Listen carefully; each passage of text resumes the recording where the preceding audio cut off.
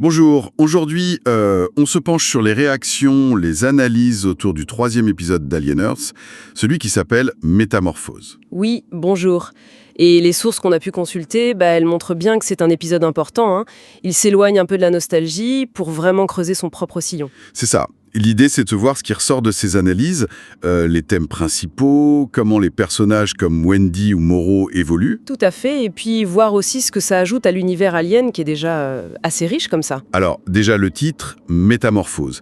Ça fait penser à Kafka, évidemment, et les analyses insistent beaucoup là-dessus, sur cette idée de transformation. Oui, transformation humaine, machine, alien, et puis toute la question de l'identité qui va avec, forcément. D'ailleurs, la relation entre Wendy, la synthétique, et Joe, son frère humain, c'est devenu central, on dirait.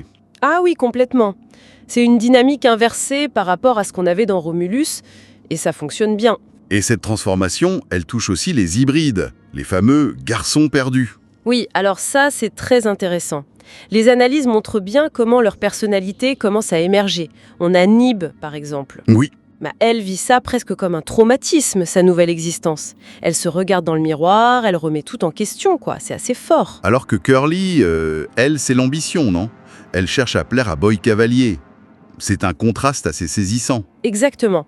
Et les analyses, elles essayent d'expliquer ça par le conflit entre, disons, la vision de Kersh, le synthétique en chef, qui les voit comme des machines, Mhm. et celle de Dame Sylvia, qui les voit toujours comme des enfants. Et Cavalier, lui, il a l'air d'avoir une préférence pour Wendy, sa première création. D'accord. Mais la différence Nibs-Curly, ça viendrait de leur propre personnalité de base, alors? Peut-être bien oui. Ou comment elles intègrent ce changement radical. C'est pas très clair, mais la différence est là. Et pendant ce temps, il y a Moreau qui prend de l'épaisseur. On explore sa fascination pour ces jeunes hybrides. Oui, et sa loyauté compliquée envers Weyland-Yutani. Apparemment, il y a une histoire avec la grand-mère de la PDG actuelle. Une sorte de dette. Ah oui, Et sa culpabilité aussi par rapport à son ancien équipage. tout à fait. Et ce qui est fascinant, c'est son conflit intérieur. Son côté humain, biologique. Les œufs réagissent à lui, on le voit bien. Oui. Du coup, son énigme-là qu'il pose à Slightly, quand est-ce qu'une machine cesse d'être une machine ? Ça résonne hyper fort pour lui, en fait. Exactement, c'est autant une question sur lui-même que sur les autres. Et cette question d'identité, on la retrouve chez Boy Cavalier, mais d'une autre manière. Les sources spéculent pas mal sur lui. Ah oui, ses motivations, obsession pour le génie enfantin, Peter Pan, tout ça, et peut-être un lien avec un drame perso, un accident de voiture est mentionné, l'idée de vouloir vaincre la mort peut-être. C'est possible. Et son côté très contrôlant aussi, avec Kirsch notamment. La relation de pouvoir entre eux, elle a l'air de changer. Oui, il y a une tension, c'est clair, entre le créateur et sa créature principale. Au-delà des personnages, l'épisode enrichit aussi l'univers alien lui-même, non? J'ai noté ce truc sur l'embryon xénomorphe dans le facehugger. Ah oui, le tétard, visible pendant la dissection. C'est un détail, mais c'est un ajout intéressant au lore. Et on confirme que les œufs ne réagissent qu'au biologique, pas au synthétique comme Kirsch. C'est ça. Et le fait que Moreau ait plusieurs types d'œufs, ça suggère que son vaisseau, l'Eliade, il n'a pas fait qu'un petit tour vers LV86. Ça ouvre des pistes, ouais. Et côté corpo, ça bouge aussi. Prodigy, la boîte de cavalier, qui débarque.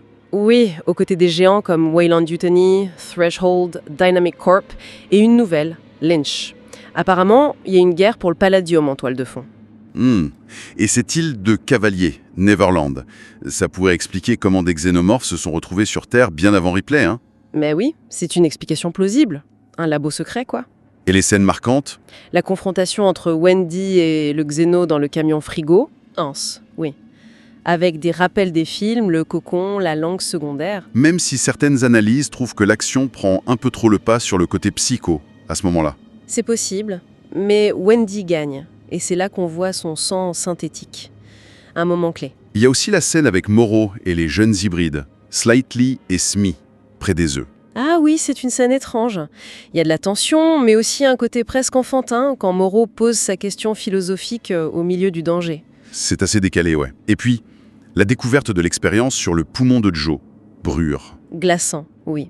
Ça montre bien la froideur de Kersh et Cavalier derrière leur façade. Et le truc qui a marqué pas mal d'analystes, Wendy qui entend le facehugger. Oui, le facehugger que Kersh est en train de disséquer. Elle entend sa détresse. Ça suggère un lien télépathique avec la rue. C'est une piste énorme pour la suite, ça. Carrément. Bon, pour résumer, cet épisode 3, Métamorphose, il accélère vraiment les choses sur le plan psychologique, non? Transhumanisme, identité...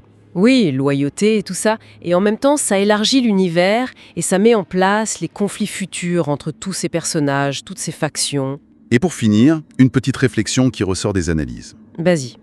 Si Wendy a vraiment cette connexion spéciale à la ruche, et si on pense aux motivations peut-être cachées de Cavalier pour l'avoir créée, Genre recréer quelqu'un? peut-être. Alors, elle pourrait devenir quoi? Une sorte de pont? Ou au contraire, le point central d'un conflit ultime entre humains, machines et aliens? Bonne question. Son identité future, son camp, c'est complètement ouvert. Ça promet pour la suite.